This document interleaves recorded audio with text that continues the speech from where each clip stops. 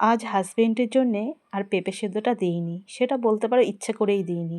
কারণ এই যে মাছের তেলের বড়া করেছি না, এটা দিয়েই দেখবে আমার হাজবেন্ড অর্ধেকের বেশি ভাত কিন্তু খেয়ে নেবে।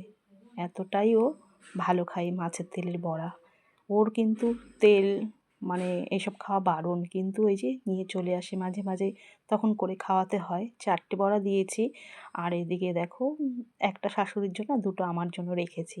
আর এদিকে করেছিলাম আজকে তেলাপিয়া মাছের ঝাল, আর কালকেরই তরকারি রয়েছে, দেখো ভেজ ডাল রয়েছে, আলু ফুলকপির তরকারিও রয়েছে, সেটা টেবিলে আনা হয়নি। আবার চিলি চিকেনও রয়েছে, তো সেটা রাতের জন্যে খাওয়া হবে। আর এই দেখো বলতে বলতেই হাজবেন্ডকে দেখেছো অর্ধেকের বেশি ভাত কিন্তু খেয়ে নিয়েছে।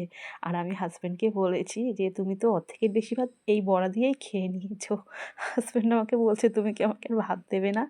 তো আমি বললাম হ্যাঁ দেবো, লাগলে পরে তো দেবোই, কিন্তু তুমি তো অর্ধেকের বেশি ভাত এই বড়া দিয়ে খেয়ে নিয়েছো, তাহলে আর কী দিয়ে খাবে তুমি? মানে ভাত নিলে হয়তো এক হাতার মতো নেবে, তাই না?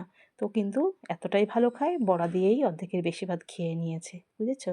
আর আমিও লেট না করে সবাইকে সব কিছু দিয়ে ঠিয়ে আমিও বসে পড়েছি গরম গরম ভাত নিয়ে।